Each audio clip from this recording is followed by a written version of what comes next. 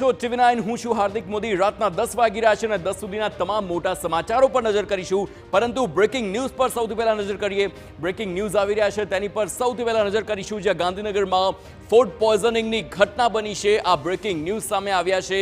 હોસ્ટેલમાં વિદ્યાર્થીઓને food poisoning થયું છે અને ફૂડ પોઈઝનિંગને કારણે વિદ્યાર્થીઓ હેરાન થયા હોય તે સમાચાર સામે આવ્યા છે। ગાંધીનગરમાં દર્શ હોસ્ટેલની આ ઘટના છે, જ્યાં 20 જેટલા વિદ્યાર્થીઓને ફૂડ પોઈઝનિંગની અસર થઈ અને ફૂડ પોઈઝનિંગ થતા વિદ્યાર્થીઓ તે હેરાન થવાનો તેમને વારો આવ્યો છે। આ દ્રશ્યો જોઈ શકો છો, દર્શ હોસ્ટેલના છે, જ્યાં વિદ્યાર્થીઓને ફૂડ પોઈઝનિંગની અસર થઈ છે।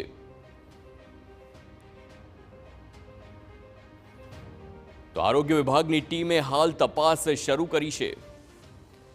સંવાદદાતા રવિન્દ્ર ભદૌરિયા ફોનલાઈન પર છે। રવિન્દ્ર, ફૂડ પોઈઝનિંગની ઘટના, વધુ વિગતો।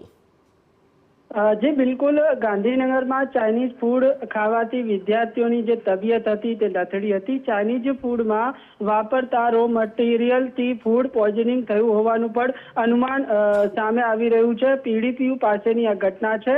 પીડીપીયુ પાસે આવેલી ખાનગી હોસ્ટેલમાં આ ઘટના બની છે। 20થી વધુ વિદ્યાર્થીઓને આ ફૂડ પોઈઝનિંગ થયું હોવાનું પણ અનુમાન લગાવવામાં આવી રહ્યું છે। મહાનગરપાલિકાનું તંત્ર આ જે ફૂડ પોઈઝનિંગ તેના લીધે દોડતું થયું છે। ખાનગી હોસ્ટેલ 150થી વધુ વિદ્યાર્થીઓ રહેતા હોવાનું પણ પ્રાથમિક અનુમાન છે। હાલ આ ઘટનામાં વિદ્યાર્થીઓની સંખ્યા વધી શકે તેવું પણ વાત સામે આવી રહી છે। તેના માટે ગાંધીનગર મહાનગરપાલિકાનું આરોગ્ય તંત્ર સતત આના વિશે જે વોચ ગોઠવીને અને મોનિટરિંગ કરી રહ્યું છે। જી આભાર રવિન્દ્ર, સમગ્ર માહિતી બદલ।